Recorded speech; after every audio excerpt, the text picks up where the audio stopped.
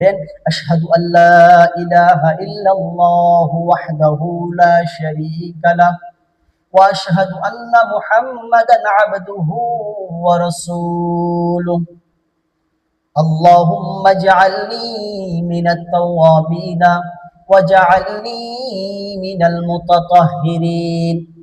আপনি যখন এই দোয়াটি পাঠ করবেন যে আমি সাক্ষ্য দিচ্ছি আল্লাহ ছাড়া কোনো মাবুদ নাই, কোনো ইলাহ নাই, তিনি এক, তার কোনো শরীক নাই, এবং আমি আরো সাক্ষ্য দিচ্ছি যে হযরত মুহাম্মদ সাল্লাল্লাহু আলাইহি ওয়াসাল্লাম আল্লাহ পাকের বান্দা ও তার রাসূল।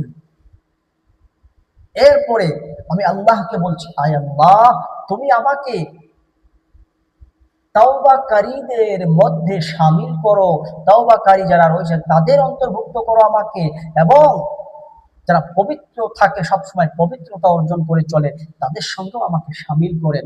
এই যে আপনি আল্লাহকে দোয়াটা আল্লাহর কাছে আপনি ফরিয়াদ করলেন, আল্লাহ আপনার উপর যে খুশি হয়ে গেলেন, আপনি ওযু করার পরে কালেমা শাহাদাত পাঠ করলেন, এই জন্য আল্লাহ পাক আপনার জন্য জান্নাতের ৮টা দরজা খুলে দেয়, যে কোনো দরজা দিয়ে আপনি জান্নাতে প্রবেশ করতে পারেন। সুবহানাল্লাহ। মাত্র ছোট্ট আমল।